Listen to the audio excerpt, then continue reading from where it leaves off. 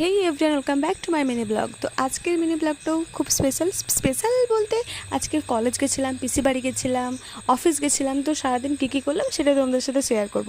একটা ভিডিওতে মেবি হবে না, তো দুটো পার্টে শেয়ার করবো তোমাদের সাথে, কারণ মিনি ব্লগ তো বেশি বড় হয়ে যাবে না হলে।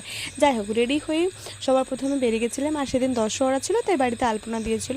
তো আমি নেচার দেখতে দেখতে আমি আমার রানীকে নিয়ে আর পিসি বাড়ির জন্য কাঁঠাল নিয়েছিলাম। তো চলে গেছিলাম অফিসে আমার যে কাজগুলো অ্যাজ ইউজুয়াল থাকে, ঠাকুরের ধূপ দেখানো, ঝাড়ু দেয়, এইসবগুলো করে নিয়েছিলাম। দেন বাসে উঠে গেছিলাম। ঠিক আছে, বাসে উঠে আগে ভেবেছিলাম কলেজ যাব, কিন্তু ওরা আসতে প্রচণ্ড দেরি করছিল, সেজন্য আগেই পিসি বাড়ি চলে গেছিলাম।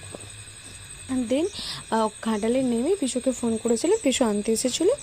আর ভাইয়ের জন্য কিছু কুরকুরে চিপস নিয়ে নিয়েছিলাম। দেন চলে এসেছিলাম পিসি বাড়ি। তারপরে আমি পিসি বাড়ি ঢুকতেই পিসি বোনে আমার জন্য ঠান্ডা ঠান্ডা দইয়ের লস্যি দিয়ে দিল। তো ওটা খেয়ে আমি আর ভাই চলে গেছিলাম শীতলা মন্দির প্রসাদ আনতে, কারণ পিসি পুজো পৌঁছে দিতে এসেছিলো।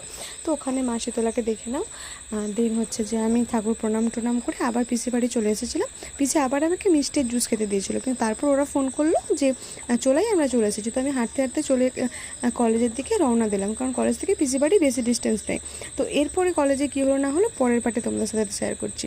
দেখা হচ্ছে পরের পার্টে, বাই।